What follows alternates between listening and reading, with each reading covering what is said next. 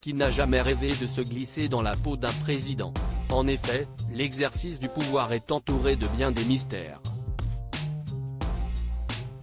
En 2010, les journalistes Gérard Davet et Fabrice Lhomme ont ainsi tenté de lever en partie le voile en retraçant à quatre mains le quinquennat de François Hollande avec leur ouvrage « Un président ne devrait pas dire ça », édition Stock. 2 ans après cette publication, en 2018, les auteurs ont planché sur l'adaptation théâtrale de ce livre qui a fait grand bruit. Après 4 années de suspense, le projet va enfin voir le jour, comme l'a rapporté le JDD ce dimanche 11 décembre. Ainsi, à partir du 10 février 2023, les spectateurs pourront découvrir l'envers du décor du quinquennat du prédécesseur d'Emmanuel Macron sur les planches du Théâtre Libre, à Paris.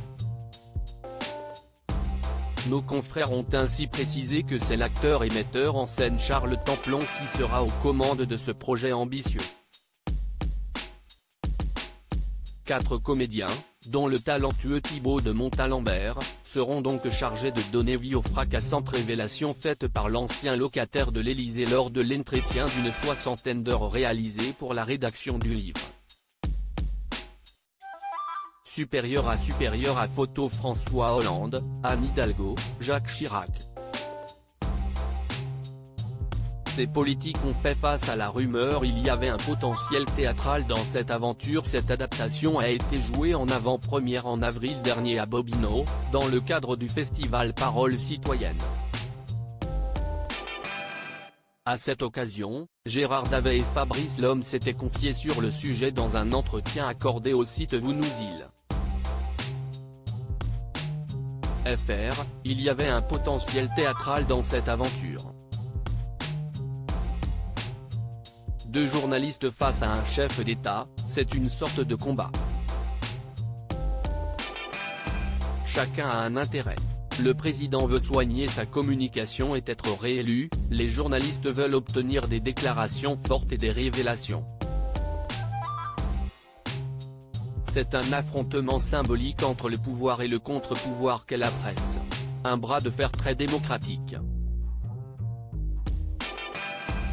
On avait en tête le film américain Frost Nixon, adapté d'une pièce de théâtre, qui traite justement de cette relation journaliste-président. Et de préciser, dans la pièce, le président n'est pas nommé, et nous non plus.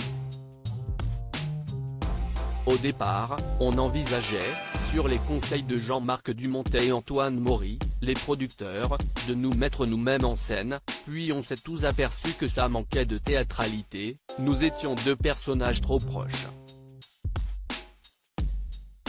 Par ailleurs, Gérard et moi étions réticents à nous mettre trop en avant.